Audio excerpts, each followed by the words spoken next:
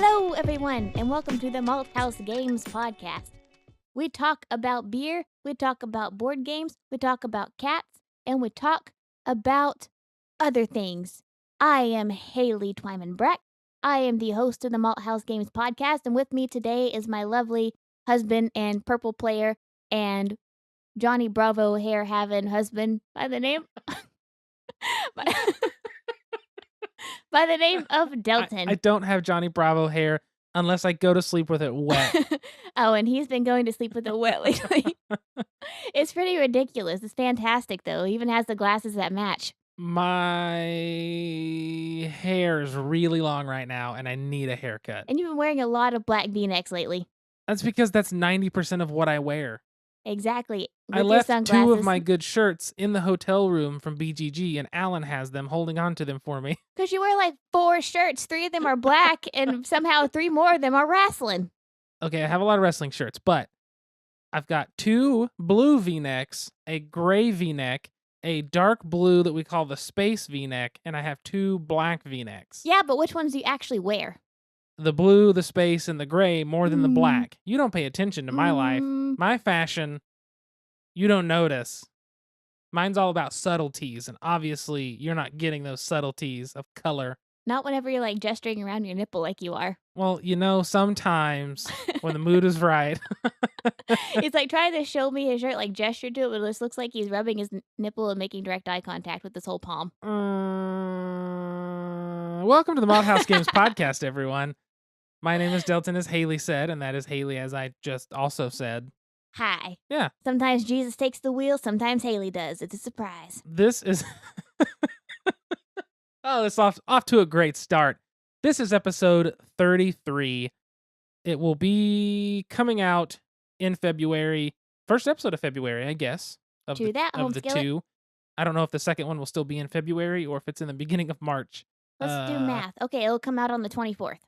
This one will come out on the 10th, next one on the 24th. Yeah, I don't know when this stuff works. We're not waiting until the night before this time. It's the night before the night before. Woo! Because we're bad people. That's what it comes down to. Not necessarily. Not necessarily, just busy. We've got stuff to do. But yes, Malthaus Games podcast. Board games. Haley covered this all. Beats.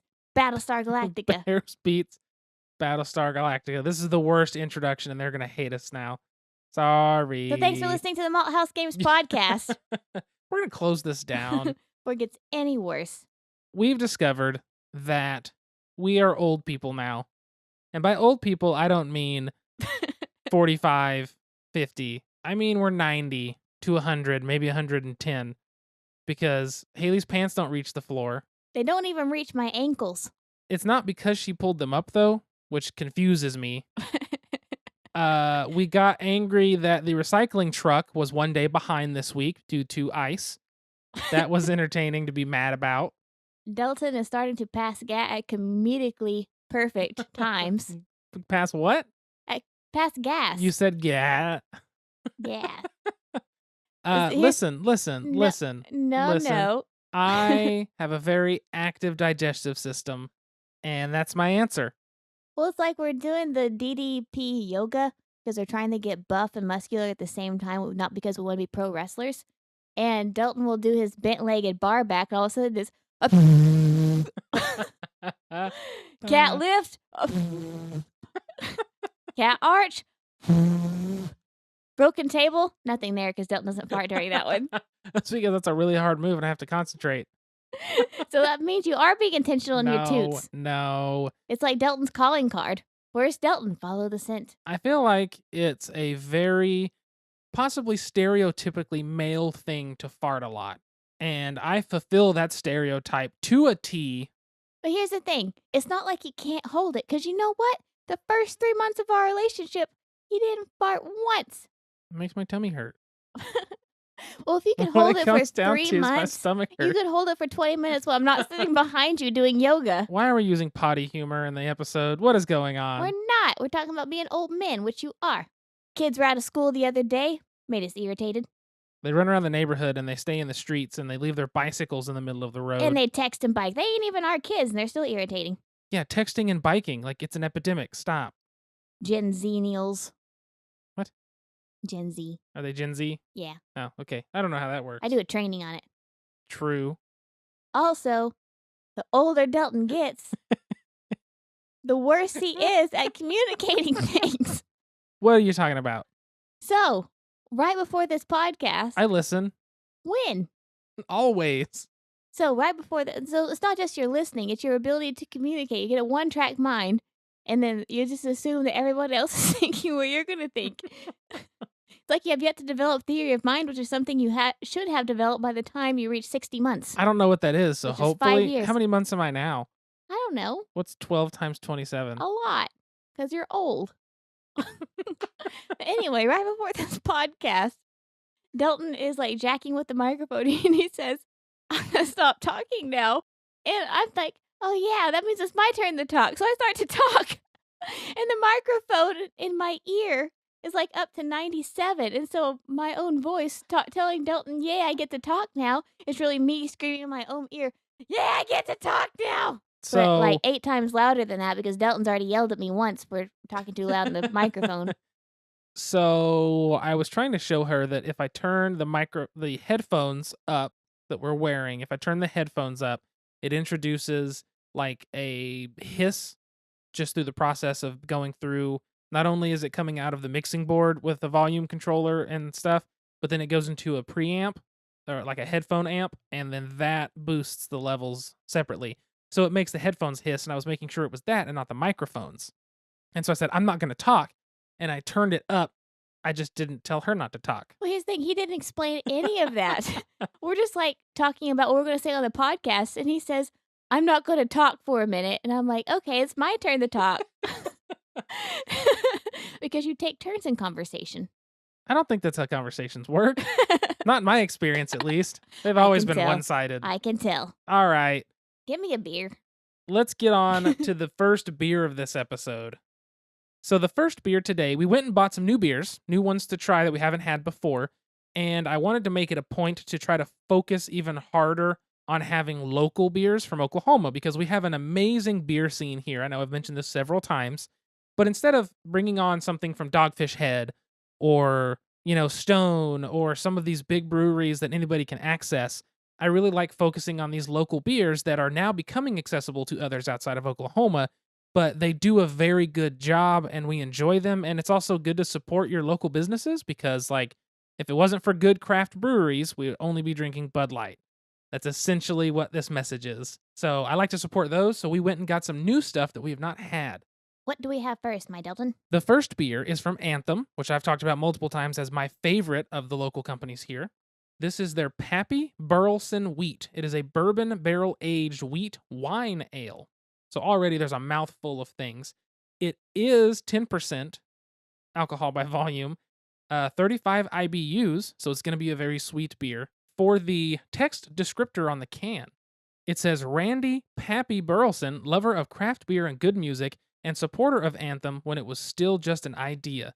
This support has led to many conversations about creativity in beer, and one of those conversations led to this beautiful creation, a wheat wine ale aged in bourbon barrels that's as big and bold as the man for which it is named.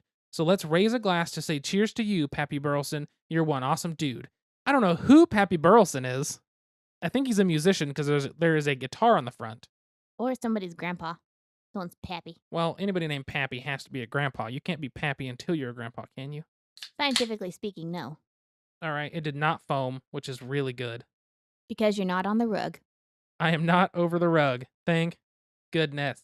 Okay, so smell it first. It's got a deep smell. It smells like cinnamon raisin bread. The minute you say something like that, that's what I smell now. And you always ruin it. Stop it. Now you know how I passed wine tasting. I know, but still, stop it. Don't say a thing about taste that isn't a beer flavor in a good way. Don't be like, it tastes of English biscuits with some grape jam. It tastes like those playground rocks that you got a mouthful of whenever you fell off the monkey bars. It tastes like when they took those rocks out and they replaced it with shredded rubber tires. Then they took those back out and replaced it again with rocks. It's those new rocks. The new rocks. The new rocks. Not the ones that have been there since 79. No. Oh, man. Woo, woo, woo, woo. It tastes like the raisin bread. It does not taste like raisin bread. Will It you tastes like stop raisin bread. it? I'm serious. I think there is like that cinnamony. I don't taste the raisin, but What's the sweet? It's the raisin. well, you have to think it was in bourbon barrels. And bourbon barrels usually they char the inside. So it's got a little bit of that like smokiness of that charred wood, I feel like, which to us Toast. is coming across, is coming across as a cinnamon kind of taste when it's really just toasted wood. No toast is in toasted cinnamon raisin bread. The Malthaus Games is losing its co-host. She's been fired as of this moment for her bad attitude about cinnamon toast beer. Starting my own podcast with blackjack and psychology. Okay, I think everyone's heard enough of our life story and your sass. What is wrong with us and my today? old manness. Let's get on to the game. Oh, here's the door. It's straight ahead. It's a game. So before we mention this game, this beer's really sweet to me. And there's no hop. There's like no hops in this at all that you can tell. And obviously if there's hops, it's beer, but you can't taste them. It's super sweet. And I don't know why. Haley says it's based on my dental record, which if you saw my post on Twitter, we had a decently poor dental record and I got to get a bunch of cavities filled. So me, I haven't been to the dentist in 4 years, and apparently that was a very big disservice to myself. Do you want to talk about it? Nope, we're going to leave it at that. No one needs to know how many cavities, just that there are some. 14. And it's she said it. There's a lot. Leave me alone. 14. The game of this episode is Now Boarding from Fowers Games. We played this with Brian, and it looks like he put the box lid on backwards, so dang it, Brian. Brian also put the rulebook at the bottom underneath all the components, so now I have to empty the box to get to the rulebook to do the credits. I think he had a feeling that you were going to be using this game on this episode, and so he did it on purpose. So Now Boarding was designed by Tim Fowers of Fowers Games, illustrated by Ryan Goldsberry, and the logo, which I think is fantastic because you can see the airplane in it. See it? Yeah. Super cool, is by Andrew Colin Beck. Now Boarding is a real-time, for the most part, a real-time game where players are playing different airplane companies trying to fly people across the country.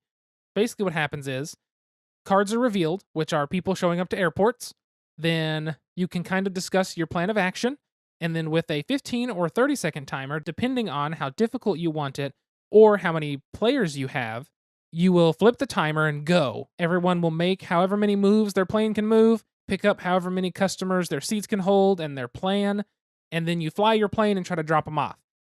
In essence, that's the entirety of the game. You're going to be picking someone up at LAX, you're going to try to drop them off at Seattle, or you're going to pick someone up in Dallas, and you're going to drop them off over in Atlanta. Everyone you drop off gives you money. You use that money to upgrade the speed of your plane and the seat capacity of your plane, or being able to fly on other people's routes, other companies' routes. You are working together to survive and get everyone to their destination with as few upset flyers as possible. And that's essentially how the game works. So it's a very simple game, but it's really fun because it's kind of stressful, which is something we think is fun about those live time games or real-time games. And this one's really neat because you get a break to discuss everything with everyone, get a plan set, and then you have a timer to execute it. And I think that's a really fun method of going about it. And the graphic design includes a lot of the characters from Burgle Bros, like the Danny Trejo characters flying a plane and a few others that you recognize from that. But it has the neat Pan Am 1960s when flying was actually fun and comfortable and you could smoke on a plane vibe going on. I don't think that means fun and comfortable. I think that means secondhand smoke and, bad seats. I don't know, man. The seats probably pretty fly. It depends on how small. When your plane's really small, probably. It's like a one-person plane. Like yours was the entire time. It's like, this is really small, but it's really fast, me. Yeah, I was really bad at this game. It's a really cool game. It's really simple to identify what needs done. I'm going to pick this person up from Miami. I'm going to drop them off at Atlanta. When I'm at Atlanta, I'm going to pick up LAX and Denver. I'm going to drop the Denver person off at Dallas to pick up another LAX person, then finish my trip to LAX and drop off those two people. Everybody that you drop off at the city that they're trying to get to, you get money to upgrade your plane. That's the part I had the hardest time with because I wasn't making a lot of final drops, which means I didn't have a lot of money, which means I couldn't upgrade my plane a lot. So when I did finally upgrade, it was so late in the game that, yes, it still helped and was necessary, but I felt way behind. But luckily, being that it is a cooperative game, it was still a lot of fun even getting to that point. It was really fun and really anxiety provoking because you have space between the rounds to kind of make your game plan, communicate with the other players. But once it is time to actually start the round, you have 15 seconds. That's it. Yeah, with the 3-player game, it was 15 seconds. That's a lot of hands going across the board, and you're just trying to count out your spots, put your little person in the right space, make sure you're not going over on your moves, and also not trying to knock Delton's hand out of the way because it kind of just goes right in the middle of the board, and you're like, "Damn it, Delton." I have decently large hands. Now boarding's been super fun. It's a really simple game to understand. It's really fun. We did not play with any of the like expansion style things or the different variants like the VIP passengers or being able to hand money off to each other. So we didn't do that kind of stuff. However, it's a really neat game. Like it's really simple. What we've explained is essentially the game and that's it. It's a Fowers game. I have not been disappointed by one yet.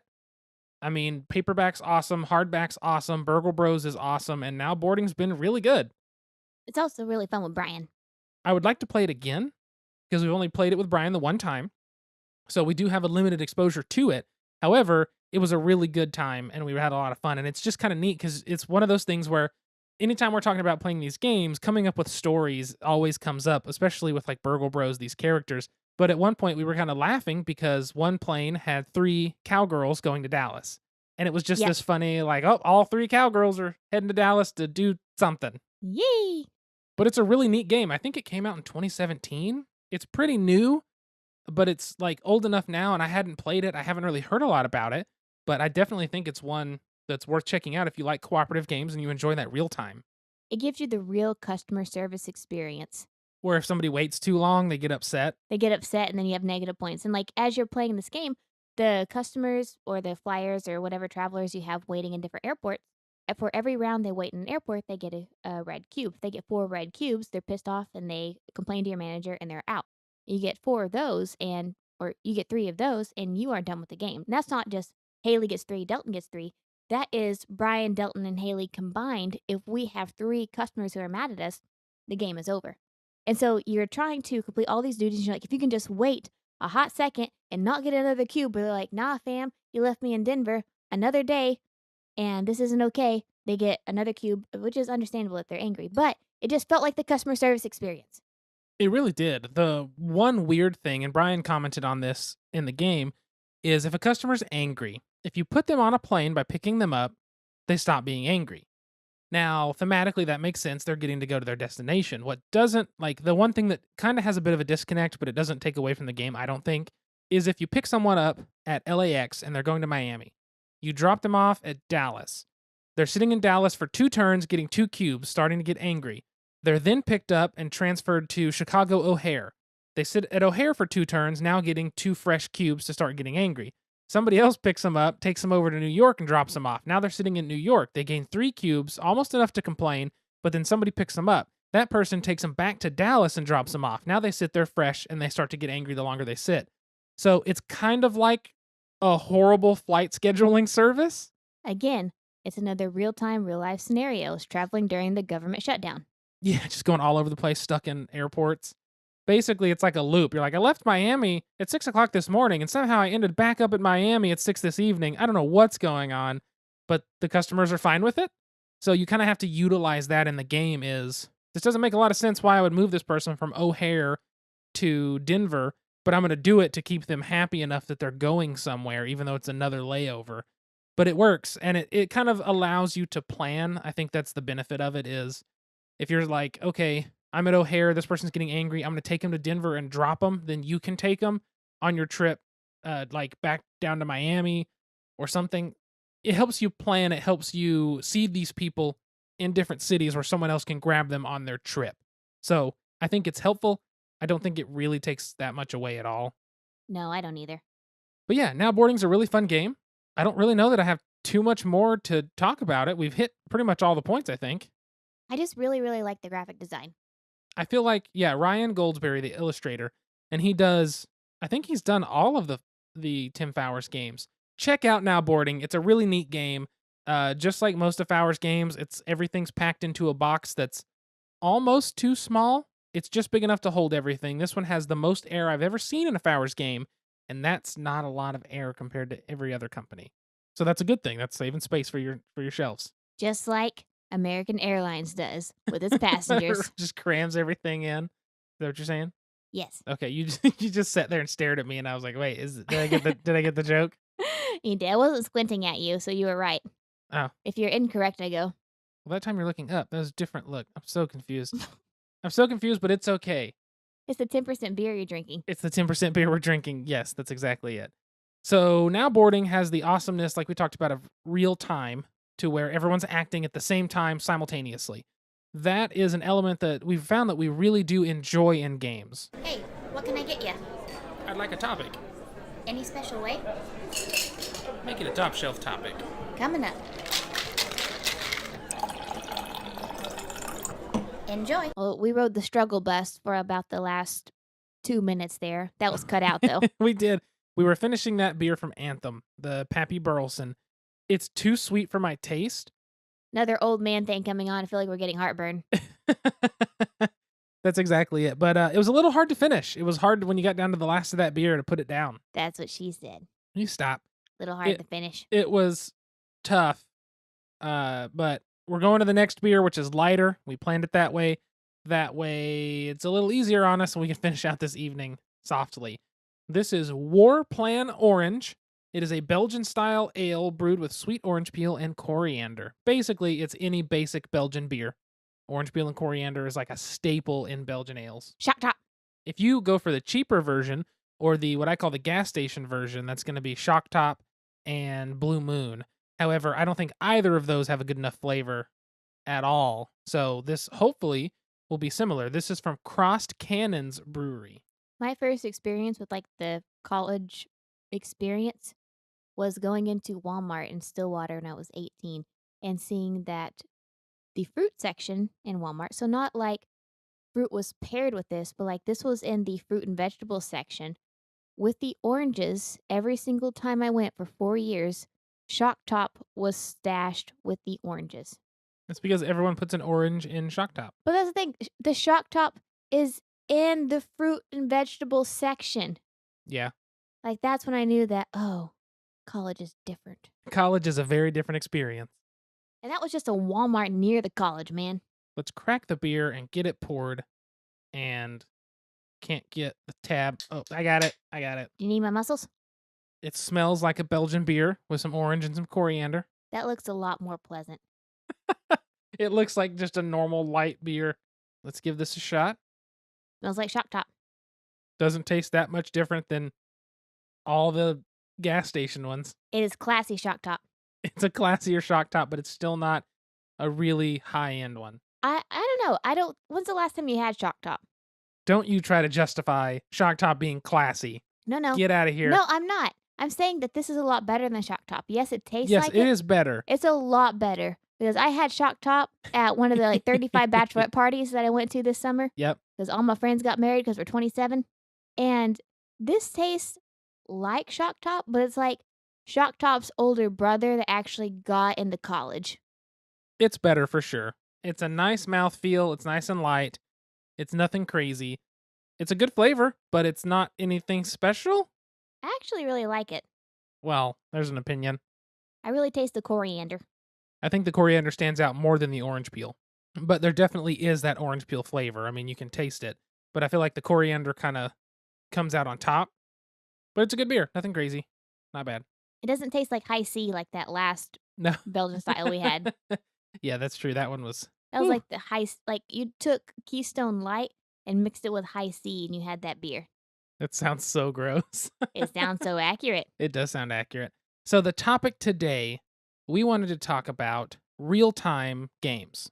Real-time games, such as Now Boarding, that has that real-time element, have this very, very fun and sort of exciting amount of stress and anxiety that comes along with them. Sometimes it's a little much to handle, even though being stressed out and anxious at a game is, exhausting and not the most pleasant experience. It happens with real-time games, and something about that, though, makes them fun. I don't know why, but anytime we break out Escape Curse of the Temple, it's just the most anxiety-provoking game for me and stressful as can be. You play that soundtrack, you let it go, you hear the doom, and then the music starts, and you're trying to rush back to the center room. Escape. It's such a good game. It's so fun. It's so simple. Anybody can learn it super fast. But man, does that thing got just my stress level goes up, my anxiety goes up during it for some reason. I can feel it. Like, you get hyper focused because the music, it will increase in speed as your time is running out. And so it just really heightens your sensitivity to what's going on. It heightens your awareness. It makes you actually scared. They can be locked in that temple and die, just like that one guy in Indiana Jones who tried to leave Indiana Jones behind and again is poked with this stick that came out of the ground, and it's a mess. But that real time element has this stress behind it. And that's one of those games that we love that has that. And what is it exactly of having to do something in live time that is so stressful? Like, why is that, do you think? Well, because you really can't plan. You're just thinking on your feet the whole time. So a lot of board games, you're having to plan, like Ticket to Ride. That's one of my favorite games. I love it. As you're waiting for everyone else to take your turn, you see what cards you have in your hand, you see what routes you need to take, and you start to plan out what your next thing is going to be. When those real time games, you, especially like Escape, you don't have time to plan. You're just thrown in, everybody knows the rules, and it's the luck of the die, and you have to make your next move based on a split second. You don't get to plan. You don't get to think ahead because it's all based on luck, and your strategy is based on the environment around you. So if you could go into a room and escape, and it could be a room full of treasure, and you roll and you get some awesome treasure and you can leave. Or you can go into a room and there's booby traps. Or you can go into a room and you roll all black die and you're stuck there and you have to wait for someone else to come rescue you and they're on the other side. So you're waiting on others to make split decisions to get over to you to set you free. And all of this happens within 10 minutes. And it's terrifying and it's fantastic. It really is terrifying. But it's just so much fun. That real strategy thing. And I guess that is it. It's thinking on your feet. It's something that I am very bad at. I'm pretty poor at thinking on my feet and being very quick to react. I'm not a reactionary person for the most part in those games. You're just a really thoughtful decision maker. Even though those decisions are usually crap. Well, here's the thing. Our toilet broke this summer and we had to go get new toilets. Woo! Well, I guess that was last summer. Man, that time was flies. a while ago. But Delton spent all day long at work researching toilets, narrowed it down to 3. He told me to pick one. I picked one. We spent the next hour at Home Depot trying to decide, or waiting on Delton to decide which toilet he wanted because I just didn't give a crap. But Delton's a really thoughtful decision maker, and that helps him. It helps him to make well-rounded, smart decisions. But in games like Escape, it kind of paralyzes you. It does a little bit because I'm struggling to roll those dice quickly and figure out which direction to go and when I need to do something and when I need to help. Or it's hard. It's hard to make those decisions. Another game that has a real-time element that we've played with some friends before that's super fun is Shifty-Eyed Spies, where you're trying to wink at people and also trying to notice people's winks.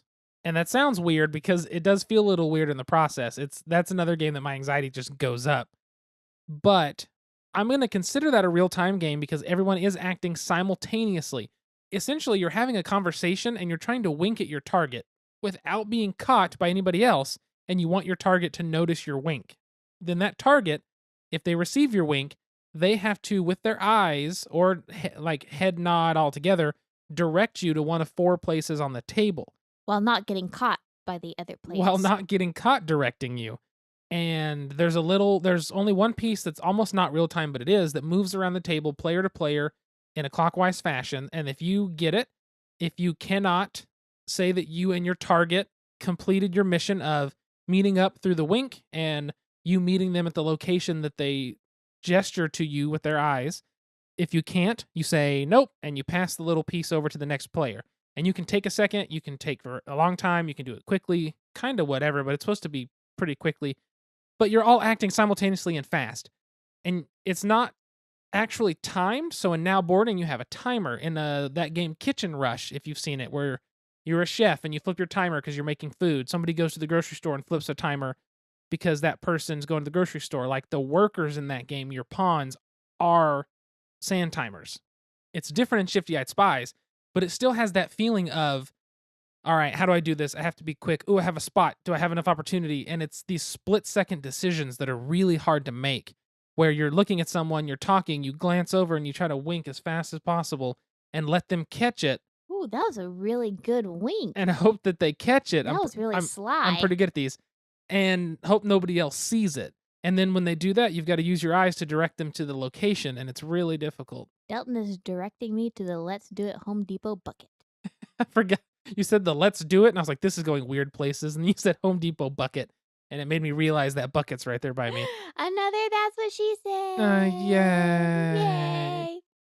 Galaxy Trucker is another game with a real-time element. If you've ever played Galaxy Trucker, if you haven't and you want to try it, the app is actually really good and really fun. But essentially, you're building a ship. There's a bunch of face-down pieces, and you flip a timer, and you pick up a piece one at a time. And if you put it on your ship, then it's officially built into your ship. And there's 3 different connections and all that kind of stuff. And it's all real time. And then when that timer runs out, whoever catches it flips it to the next one. So there's also the element of if you don't look at the timer, your blinking's terrible. Oh my God. You look like one of those dolls that the eyes open when you lift it up out of the laying down position, but one eye's stuck. That's how that looks, and it's fluttering because the kid's shaking it to try to get the eye to open. There you go. But Galaxy Trucker has this element of real time in the shipbuilding phase. And if you flip that timer, it gets more and more stressful every time it flips. Because I think it starts, flips once, and flips again. But only if someone notices it does it run out. So if you can distract people as well, you can keep the time going for yourself if you're still building. And it's stressful, but it's fun. You're laughing, having a great time. But then the whole time you're like, all right, I got to finish. Oh no, I can't get the piece I want. Where's the piece I want? Oh my gosh. That element in these real-time games, that element of stress, it's just fun. And I think that's the thing is, yes, it's stressful. Yes, it's anxiety provoking. But in the end, every time I play a game with a real-time element, I think to myself, that was fun. The stress of that game was fun. And I'm sweaty because that was stressful. Yes, and then my palms are sweaty just because that's what I do. You know, like a little bit of stress, like psychologically speaking, a little bit of stress is motivating. A little bit of anxiety is motivating. It motivates you. That 10 minutes of a little increase in anxiety is motivating to finish your goal. Now, if that stress and anxiety is long term, it becomes overwhelming and it can be debilitating or even depression inducing. But in the case of these little board games, it's not. It's a little bit of anxiety, induces just enough anxiety, just enough stress to motivate you to complete your goal in a timely manner. And I think a game could accomplish that with just a timer. I mean, really, just adding a timer does it, but the Escapes music, man. Escapes music, yes, but it has like the thumb. That element, though, of everyone working together at the same time, which even if a game did add a timer, it's likely not to make one person hurry up. It's likely because there's a timer for everyone to do everything in. Does that make sense? Yeah. So usually the games that use timers are a real-time game. And I think that just that element of I have to finish this in a time space and I have to do it quickly and we have to work together to make it work or something. There's something about that yeah, it does. It kind of motivates you to do your best, even though you're thinking on the spot. I never thought about that, but it is like a weird motivation comes out. Right. And you can't procrastinate it either. No, that's what I like. I mean, that's what I like to do is procrastinate, but I can't. You're very good at it. Yeah, I think that's what makes these games so high energy and fun. And that's why you can play like Escape 8 or 9 times in a row, even though it's a 10-minute game. You can play it over and over and over and over and over again because it has that little burst of anxiety and that satisfaction whenever you make it out alive with all your jewels. Or you die and get locked in and everyone loses. And then you just throw the jewels across the room and Dalton goes, no, my game pieces. And the cat starts to chase them and you're like, ah! Is that accurate? That is extremely accurate. Yes. Let's get off of this topic and move on to the question of the episode so we can get this wrapped up. And now, join us for a Malthaus Games podcast special pint-sized question. Since I have taken over this podcast, held the mutiny, had a coup, I guess I will introduce the question of the episode, which is, what is a ridiculous thing that makes you nervous and or anxious and or stressed? Go first. So, I get really stressed when I don't have something to do. I hate just not having anything to do. I hate not having anything to work toward. I hate not having anything on my agenda. I hate not having anything to focus on. I hate just having idle time with no expectations or no, to-do list. I will create one. in order to make myself feel better. It makes me feel anxious and stressed. I don't know if it's like the feeling that I'm forgetting something, which I know I'm not. If it's like having gone through so many years of school and like always having something due and not now having that now. But if I have a time like a week where I don't have anything due or have anything significant, that's when I find myself like, well, I'm going to create something to do because idle hands do the devil's work. So says Bernice Wilcox, which is my crazy grandma. That is a ridiculous thing, but I can confirm that Haley will throw a fit if she has nothing going on. It'll be like a lazy Sunday, and I just want to sit and watch some TV with her and like snuggle up on the couch. And yes, I add an H in snuggle. And snuggle up on the couch. And she's just like, I can't, I'm getting antsy. I got to do something. I got to move. I got to figure out where to go. And so she basically has to do literally anything to occupy her mind, which means I don't like watching movies with her because she doesn't like to sit and just watch the movie. She wants to do something else with the movie in the background, which drives me nuts because I want to appreciate the art of the movie. So there, it's weird. Here's the thing. I will fold laundry while we watch movies. I love folding all the big ass piles of laundry we have on our couch while we watch movies, but Dalton cannot handle it. I can't. Maybe that should be mine. Is just that stresses me out that you won't watch the dang movie while we're trying to watch it. Oh, really? What is yours? So my ridiculous thing that stresses me out way too much, and you do it to me all the time, except we talked about it and you stopped, is when someone pretends to throw things at me or to me. And it's that like, I'm going to throw it at you. I'm going to throw it at you. And I'm going to hit you with it. And they keep making the motion. I get visibly and like physically angry because it just makes me anxious and I can't stand it. I don't know why. I don't know what it is about it.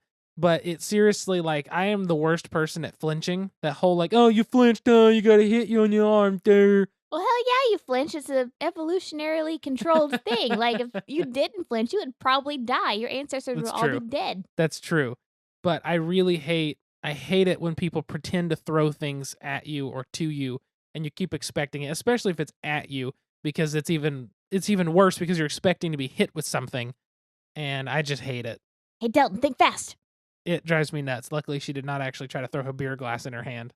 Well, it's so bad that earlier I was swinging a bag of cat food. And Dalton's like, you're going to throw it at me. And I was just swinging it. I was considering She was swinging it very close to me as if she was going to toss it underhanded at my head. And it I was stressed just me out. swinging it. She was just swinging it, she says. Wouldn't actually hit you. I don't believe that for a second. There's not a lot of cat food in that bag. Not anymore. I think that happily wraps up the last of this episode. Hopefully we have stayed on track and not rambled too long at any one point. This was a wonky ass episode. It was a weird episode for us, but I feel like it's been a long time since we recorded just because of how life has been stressful, speaking of stress, which we've talked about. So we're getting back into it. We're trying to get into the groove and find our groove with recording and editing again. Just like Emperor Cusco found his groove. Okay. His new groove. We're getting into it. But before we completely wrap it up, thank you to Alan and Allison, our two amazing Patreon backers that get shout outs on the podcast because they are amazing Patreon backers. If you want to be like them, go to patreon.com/malthausgames. Since that part's done, if you want to find us on social media, at Malthaus Games on all social media, I am at Delton Brack, DeltonBrack. Haley is at Squirrely Geek. SQUIRRELYGEEK. Squirrely Geek. If there's a topic you want us to cover, or a game you want us to talk about, or a question you'd like us to answer, please email us at contact@malthausgames.com. Or you can tweet at us or send us a message on Twitter or something like that. We're most active on Twitter, trying to get back into it to be more and more active because we fell off for a little bit due to life, and we're getting back into that. Also, if you have any beer recommendations, we're always looking for new things to try. And we can't get everything here in Oklahoma, but if there's something that tickles your fancy and think you would likewise tickle ours, let us know. That's a good one, yeah, because I like to focus on local beers, but I in no way would refuse to do another beer, especially if it's a craft brewery from somewhere and it's not owned by AB InBev or the Coors Company, whoever owns Coors. Coors. It's probably Coors. Yeah, it's probably the name of their huge company. Because we went there in Golden, Colorado. We didn't take a tour because it was a 3-hour wait. A 3-hour tour. Thanks for tuning in, and we hope to see you next time.